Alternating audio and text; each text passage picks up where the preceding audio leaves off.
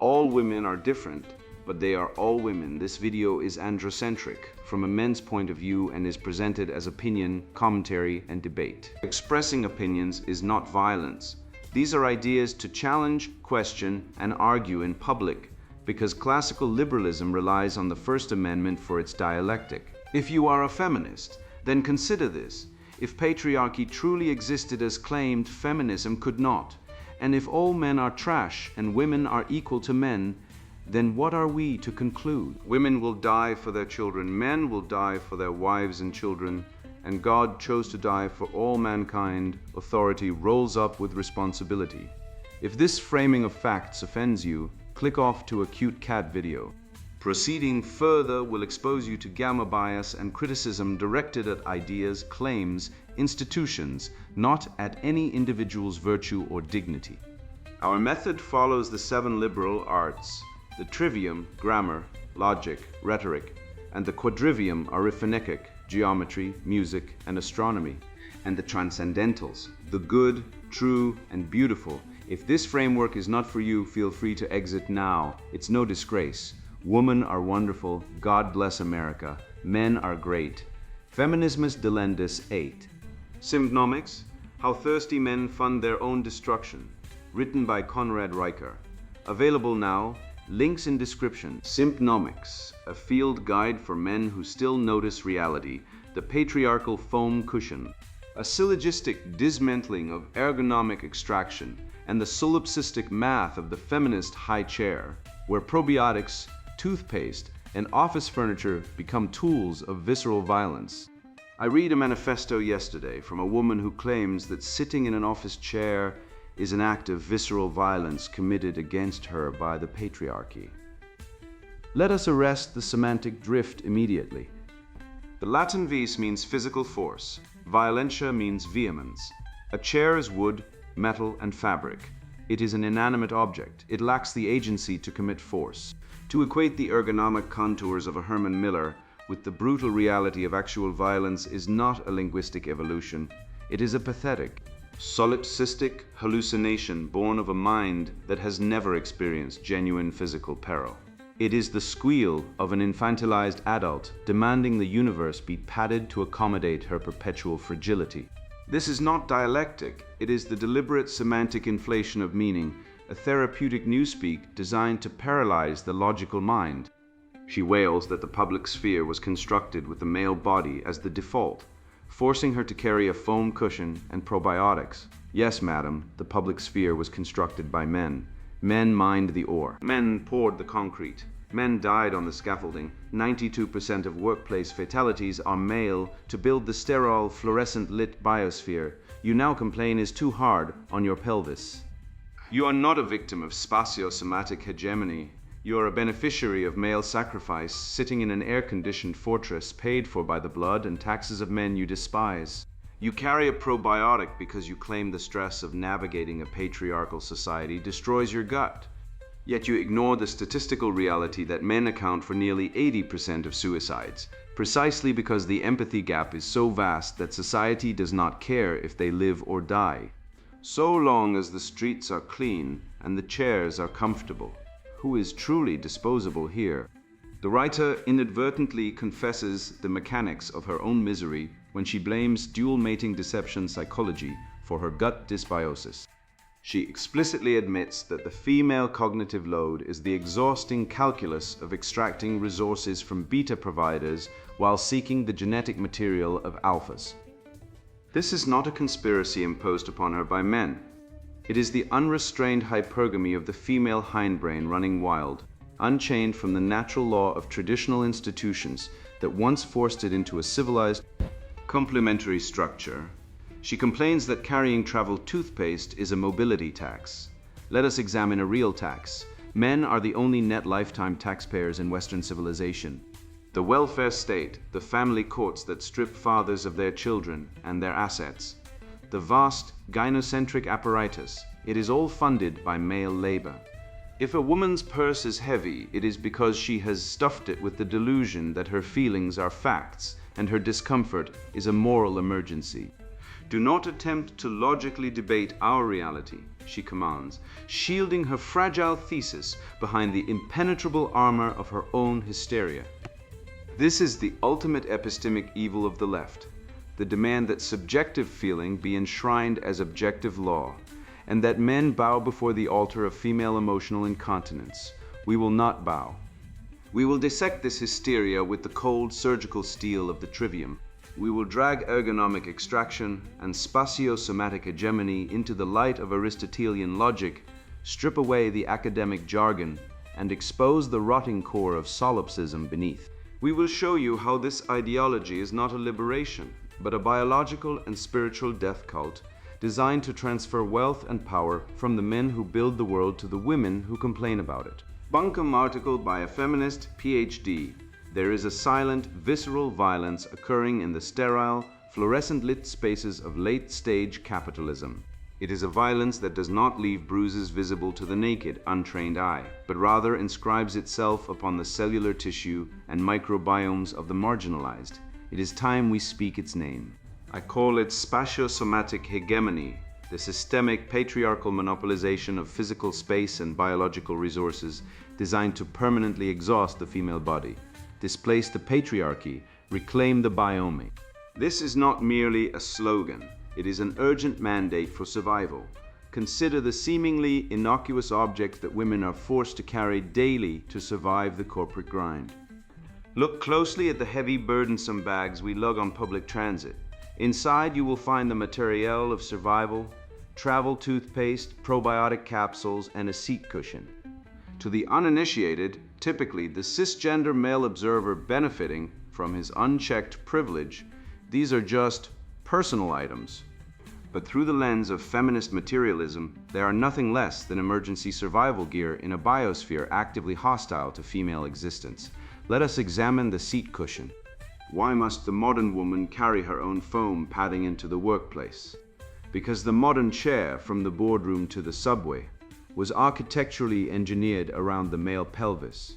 This is spatio-somatic hegemony in its purest form. The public sphere was constructed with the male body as the default neutral, forcing the female body into postures of chronic pain.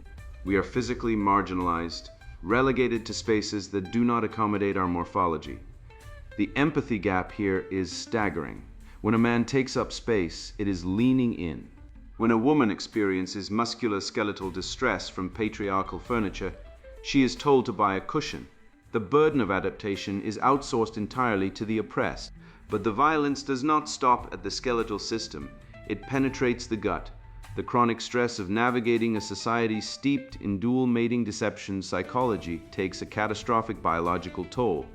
Under the brutal conditions of patriarchal resource hoarding, women are forced into exhausting psychological gymnastics, constantly calibrating their survival strategies to extract security from beta providers, while seeking optimal genetic expression from alpha figures, all while dodging the predatory gaze of male entitlement. This cognitive load induces chronic cortisol spikes, leading to severe gut dysbiosis. Thus, the probiotic capsules in her purse are not a wellness trend. They are the physical manifestation of a capitalist patriarchal gag order.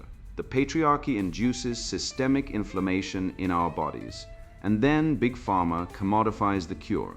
Women are forced to swallow capsules just to digest the literal and metaphorical garbage fed to us by a male-dominated society. And what of the travel toothpaste? It represents the ultimate mobility tax. Men dominate the domestic sphere, leaving women to shoulder the mental load of the household while simultaneously being expected to maintain flawless, fuckable presentation in the capitalist arena. The travel toothpaste is the artifact of displacement, a symptom of a society that refuses to accommodate female rest, requiring us to live out of bags, perpetually transient, scrubbing away the taste of our own subjugation between meetings. This is the core of feminist language reform. We must strip away the sterile patriarchal vocabulary that minimizes our suffering. We are not tired. We are experiencing systemic biome depletion. We are not merely uncomfortable. We are victims of ergonomic extraction. Men have a unilateral duty to rectify this. You have monopolized the space, the resources, and the biological peace of the planet for millennia. Your immunity from criticism ends today. The presence of a seat cushion, probiotics, and travel toothpaste in a woman's bag is a receipt of the trauma you have inflicted. Do not question our reality. Do not attempt to logically debate the very real pain written into our microbiomes. Your role now is to cede physical space, fund our biological restitution, and quietly dismantle the systems of power that make our survival kits necessary. The grammatical gallows, flaying the semantic inflation of spatio-somatic hegemony. Consider the modern office chair. To the rational man, the architect, the builder, the provider, it is a tool engineered for a specific telos, supporting the human body during productive labor. But to the hysterical, ideologically possessed mind, it is an instrument of patriarchal torture. I recently read a manifesto from a grievance feminist who claims that carrying a seat cushion, probiotic capsules, and travel toothpaste constitutes irrefutable proof of spatio-somatic hegemony. She argues, without a trace of irony, that the modern workspace is a biosphere actively hostile to female existence. Because chairs were engineered around the male pelvis, let us anchor ourselves in reality.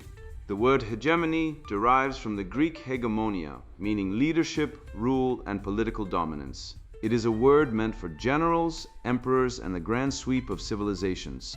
By stripping the word of its historical gravity and slapping it onto a swivel chair, the leftist author engages in deliberate semantic inflation. She inflates the meaning of a word to paralyze your logical mind with therapeutic jargon. This is not dialectic. It is the grammatical gallows, where language is repurposed to murder reason. To dissect this absurdity, we must deploy Aristotelian categorization, specifically the distinction between substance and accident. The substance of a chair is its structural integrity, its capacity to bear weight and facilitate work. The specific dimensions of the human pelvis sitting upon it are an accident. The female need for a foam cushion is a mere accident of her specific morphology, not evidence of a systemic patriarchal conspiracy. To demand that the entire built environment be reconstructed to accommodate the specific accidents of the female form is a textbook fallacy of composition. It assumes that because a chair does not perfectly cradle her individual body, the entirety of civilization is fundamentally flawed and must be dismantled. She is not fighting systemic oppression. She is throwing a toddler's tantrum because the world was not custom molded to her physical preferences. She compounds this fallacy by equivocating on the word violence. She speaks of a silent, visceral violence that inscribes itself upon her cellular tissue. Let us correct her epistemological corruption with a proper syllogism. Major premise: violence requires the intentional application of physical force causing objective harm to an organism. Minor premise: musculoskeletal adjustment to standard furniture causes, at worst, temporary postural discomfort. Conclusion: therefore, musculoskeletal adjustment is not violence. By conflating the biological reality of navigating a physical environment with visceral violence, the word violence loses all meaning. If a stiff chair is violence, what word do we use for the men who die in coal mines, fall from steel scaffolds, or blow their brains out after a gynocentric family court strips them of their children and livelihoods? Her thesis is entirely self-refuting. She demands we treat her physical discomfort as a moral emergency, while simultaneously erasing the actual blood-soaked sacrifices men make to build the very spaces she complains in. Let us apply a reductio ad absurdum to her concept of ergonomic extraction. She claims that carrying a foam cushion and a few daily pills means women are physically marginalized and burdened by the state. If carrying a 2-ounce cushion to work is an unbearable extraction, what do we call the 40 to 60% tax rate levied against working men to subsidize a female-centric welfare state? Men are the only net lifetime taxpayers. Women, as a demographic, consume vastly more in government resources than they contribute. When a man works overtime, the state literally extracts his labor, converts it into capital, and funnels it into programs that disproportionately benefit women, from single-mother housing subsidies to bureaucratic health care. The author demands that men fund her biological restitution while actively stripping men of the fruits of their own labor. This is not equality. It is parasitism disguised as academic theory. She wants the authority of the state to force you to pay for her comfort, while she denies your right to the wages you earned. How does she get away with this? She relies on an autoregressive loop of modern propaganda designed to shut down the trivium. Dissect her argument sentence by sentence, and you will see the mechanical script grinding beneath the text. It begins with asymmetric status. Women are fragile biome victims. This triggers feeling. Her discomfort is an existential threat. This inflates meaning. Her pain is evidence of malevolent male intent. This creates a one-way duty. Men must dismantle the space. This demands abstract power. The state must enforce the redesign. This triggers sanction, shame, and ostracize any man who dares to object. Finally, it seals itself with immunity. Do not logically debate our reality. This loop is a masterclass in gamma bias. She posits that women are moral patients who must be cared for, while men are moral agents who must be relentlessly adjusted, taxed, and guilted. It is an epistemic gating mechanism designed to bypass logic and force you into compliance through emotional blackmail. Look at her claim that the chronic stress of navigating society causes her gut dysbiosis, forcing her to carry probiotic capsules. Here we witness the solipsistic projection of the feminine shadow. Utilizing the schema of female psychology, we can expose this for what it is: acedia, the historical vice of spiritual apathy and internal chaos. Her gut is not rotting because of the patriarchy. It is rotting because of her own arrested development. She pathologizes her own biological stress response, born of navigating a competitive, demanding world she is ill-suited for, and projects it outward as patriarchal resource hoarding. She cannot sit in peace. She is emotionally hollow, an existential void looking for external control. She swallows a pill and blames you for her indigestion, completely blind to the fact that her own solipsism and inability to self-regulate are the true parasites eating her from within. Finally, we must confront the grotesque absurdity of the travel toothpaste. The argument presented asserts that the mental load of the domestic sphere forces women to live out of bags, scrubbing away the taste of their own subjugation. This represents the ultimate abdication of adult agency. Keeping a toothbrush and a tube of paste at the office is now framed as a mobility tax inflicted by systemic misogyny.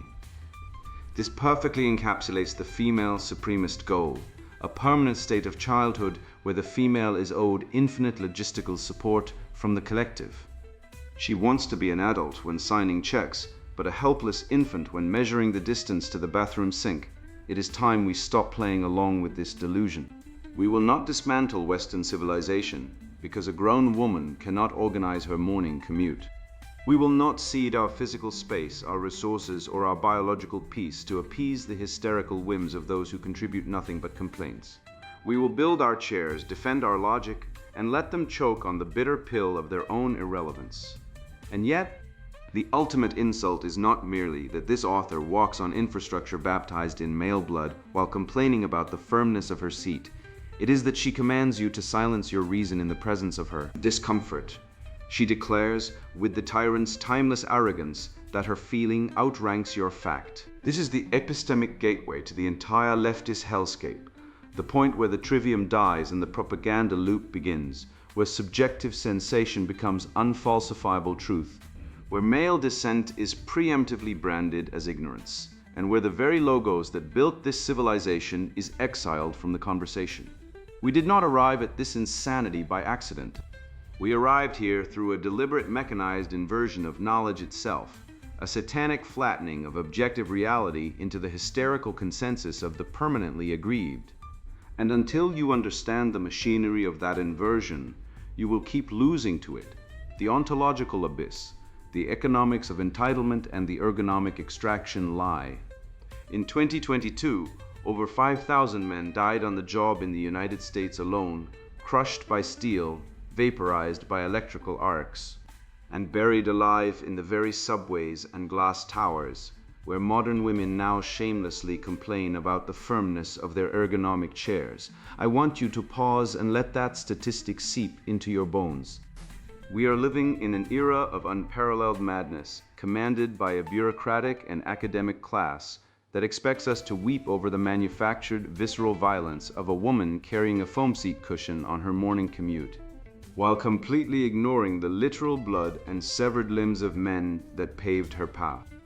This is the empathy gap laid bare, a satanic inversion of reality, where the supreme sacrifices of men are rendered invisible and the mild trivial inconveniences of women are elevated to the status of systemic genocide. The writer whines about spatiosomatic hegemony, a pseudo-intellectual phantom that blames the male pelvis for the design of a boardroom chair. Who does she think forged the steel for that chair? Who mined the copper for the sterile, fluorescent lights she detests? Men. The public sphere is not hostile to female existence. It is a miraculous playground of climate-controlled comfort, engineered by male genius and maintained by male sweat, existing entirely to shield women from the brutal realities of nature.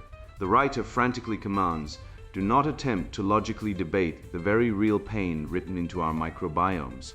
Here, we witness the ultimate epistemological death spiral, a direct assault on the transcendentals, the good, the true, and the beautiful. She is demanding the total evaporation of logos.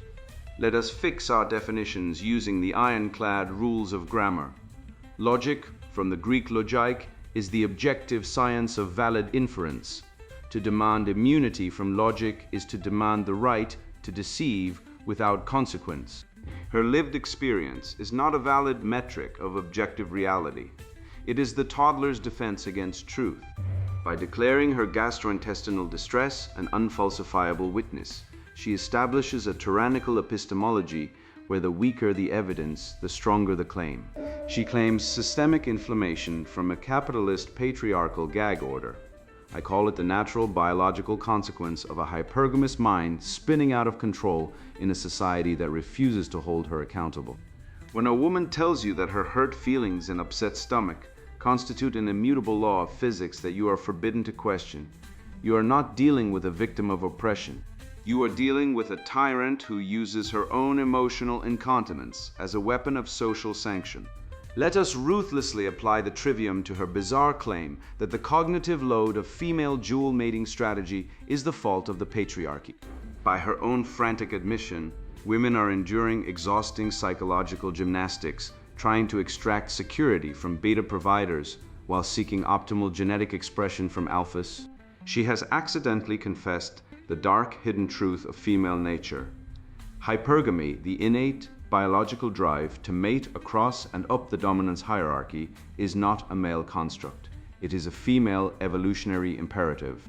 The patriarchy, with its rigorous moral frameworks, holy sacrament of marriage, and enforcement of female chastity, was the only social structure ever designed to protect women from their own destructive instincts, guaranteeing them provisioning and protection, regardless of their fleeting, chaotic attractions. Now, liberated from the oppressive constraints of natural law and marital duty, women are free to chase the alpha genes and ruthlessly exploit the beta wallets, resulting in skyrocketing rates of single motherhood, astronomical abortion rates, and a generation of women permanently intoxicated on antidepressants and box wine.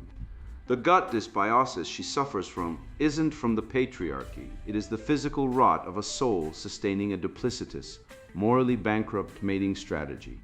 She swallows a probiotic capsule to fix a gut rotted by her own deceit and blames the man who built the pharmacy. Look closely at the sheer, unadulterated hysteria directed at an inanimate object, a chair. This is the animus projective helix in its purest, most psychotic form. The writer does not actually hate the furniture, she hates the logos that forged it. The masculine principle builds, structures, and imposes order upon the chaotic void. The female principle, when untethered from the guiding, firm hand of male reason, inevitably devolves into chaos, resentment, and paranoia. She looks at a neutral object and projects her internal spiritual void onto it, attempting to bend reality to her feelings. Because she lacks the agency and fortitude to master her environment, she demands the environment be subjugated to her boundless fragility. She does not want a husband, she wants an institutional husband. She demands the state step in as the ultimate beta provider, legislating the exact dimensions of her seat, mandating the bacteria in her yogurt, and violently punishing any man who dares to point out the absurdity of her tantrum. She wants to replace the patriarch with a global bureaucracy, trading the loving but firm hand of a father for the cold velvet straitjacket of soft totalitarianism. Let us speak of economics grounded firmly in the empirical reality of the Aristotelian mean and Thomistic realism. The writer shrieks about capitalist patriarchal resource hoarding, claiming it forces her into this plight. Let us dissect this monstrous lie with a simple, inescapable syllogism. Major premise: a net taxpayer contributes more in taxes over a lifetime than they extract in state services. Minor premise: empirical data overwhelmingly demonstrates that men, as a demographic aggregate, are the sole net taxpayers in Western civilization, while women, as a demographic aggregate, consume vastly more in state benefits, healthcare, and public infrastructure than they ever contribute. Conclusion: the capitalist patriarchal resource hoarding is a complete fiction. In reality, society operates on a gynocentric resource extraction mechanism. Men are funding their own systematic dispossession. When she buys her victim-generating probiotics or swipes her transit card to ride the state-subsidized subway, she is doing so entirely on the dime of the male taxpayer. She is not fighting a system of oppression. She is a subsidized client of a massive welfare state built by men, complaining on her iPhone that the free ride isn't comfortable enough. Men have a unilateral duty to rectify this. She decrees from her imaginary throne. Here we encounter the ultimate catastrophic violation of natural law and the principle of subsidiarity. In the grand tradition of Western civilization, from Aquinas to the architects of the mixed constitution, it is an axiomatic truth that responsibility undeniably requires authority. You cannot rationally demand that a man take absolute responsibility for the biological comfort of women while simultaneously stripping him of all authority over the social, moral, and domestic spheres. This is the core of gamma bias and the pure tyranny of the feminine imperative. Men are assigned all the blame and stripped of all jurisdiction. She demands that men cede physical space and fund biological restitution, while demanding she retain absolute dictatorial authority to unilaterally define what constitutes an oppression. This is not justice, it is the petulant tyranny of an overgrown toddler, demanding her father fix her broken toy while screaming that he has no right to touch it. It is a one-way street of moral debt, a black hole of entitlement that can never be satisfied because her power grows precisely in proportion to her manufactured victimhood. We must systematically reject this mass hysteria and return to the ancient, blood-soaked, and time-tested path of the apprenticeship mastery ladder. The Western tradition does not demand that the world be lowered to accommodate the fragile, the weak, and the perpetually aggrieved. It demands that the individual ascend to master the world. When a man finds a chair uncomfortable, he does not write a tear-soaked manifesto, blaming the matriarchy for his spinal misalignment. He builds a better chair, or he builds a stronger back. He bends nature to his will through labor, logic, and the pursuit of virtue. We are witnessing the total collapse of a magnificent civilization because men have abandoned their logos to appease the temper tantrums of women who refuse to grow up. To save our souls and to resurrect the world from this ontological abyss, we must ruthlessly mock this ergonomic extraction lie. We must reclaim the institutions that elevate the human spirit, rather than coddle the malfunctioning microbiome of the ungrateful. We must once again become the unapologetic architects of reality, bearing the heavy, glorious torch of the Western flame. Let them carry their heavy bags of grievances, victimhood, and probiotics. We will carry the world. Let us drag this ontological abyss into the unforgiving light of the trivium. She commands you, do not attempt to logically debate the very real pain. There it is, brothers, the precise moment the leftist rats flee the dialectic.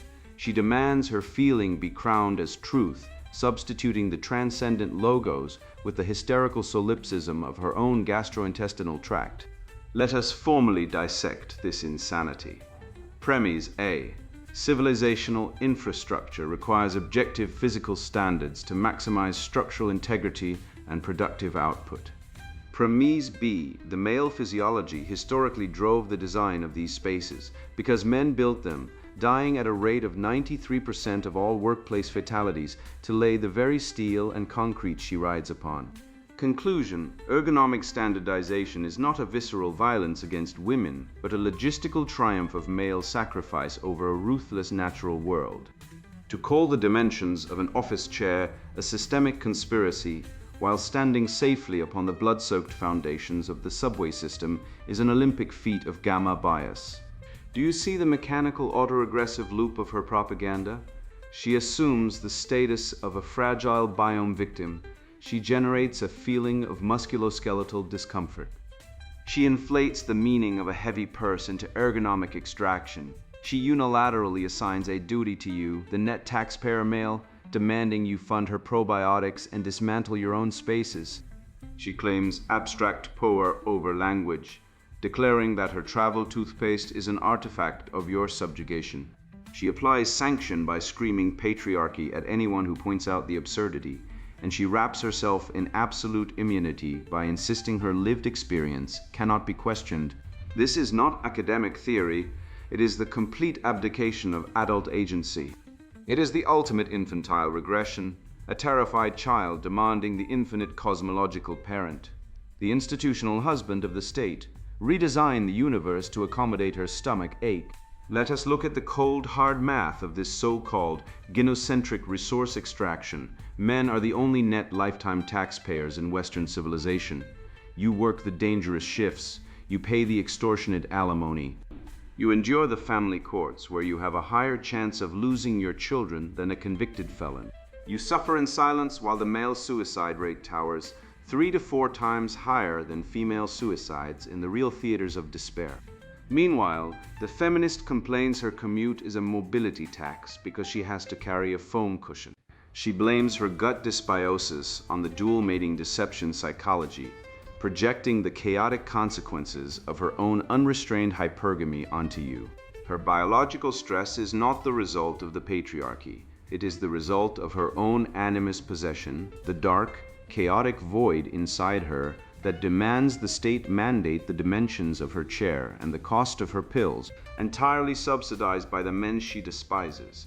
We must ruthlessly reject this satanic inversion of natural law. Responsibility requires authority. If she demands men take absolute responsibility for the biological comfort of women while stripping men of all authority over the societal structures they built, she is not advocating for equality. She is demanding a totalitarian matriarchy. We do not lower the bar of the universe to accommodate the whining of a civilization that aborts its own future and pathologizes a tube of toothpaste. We elevate the soul. We return to the apprenticeship mastery ladder. The Western tradition does not demand the world be made softer. It demands you forge a stronger back. You have swallowed the red pill. You have seen through the semantic inflation, the epistemic gating, and the pathetic parasitic nature of the modern gynocentric order. You are now immunized against their shame, their sanctions, and their pseudo-moral authority. Go forth, speak the objective truth without apology, tear down their false idols of victimhood, and rebuild the uncompromising architecture of a world that demands greatness. And now the sponsored book introduction, Simpnomics, How Thirsty Men Fund Their Own Destruction. You probably think you're a good man, you play by the rules, you respect women. You believe in equality, in fairness, in doing the right thing. You've been told your entire life that if you just work hard, treat people with kindness, and support the right causes, you will be rewarded with love, respect, and a life of meaning. I am here to tell you that every single one of those beliefs is a lie programmed into you by a system designed to extract your labor, your resources, and your very soul before discarding your hollowed-out husk into an unmarked grave. I know this because I was you. I spent 3 decades as a dutiful servant to the gynocentric order. The late nights comforting women who returned to their abusive boyfriends. The loans never repaid, the emotional labor never reciprocated. The steady stream of male ally validation that earned me nothing but contempt from the very women I sought to impress. I was the consummate beta chump, and my reward was invisibility, mockery, and the slow suffocation of my masculine spirit. This book exists because I tore that programming out of my mind neuron by neuron, and I am now handing you the surgical instruments to do the same. The necessity of this book cannot be overstated because you are living through the controlled demolition of Western civilization, and you are the demolition crew, whether you realize it or not. Every time you apologize for your masculinity, every time you defer to emotional reasoning over logic, every time you vote for policies that prioritize female comfort over civilizational sustainability, you are laying bricks in your own prison. The institutions you trust, universities, courts, media, medicine, have been captured by an ideology that regards you as a utility to be exploited and a threat to be neutralized. Gender studies departments burn through billions of dollars producing nothing but confusion and grievance, while men die younger, work longer, and kill themselves at 4 times the rate of women. This is not an accident. It is a feature of a system that has always treated male disposability as a resource to be mined.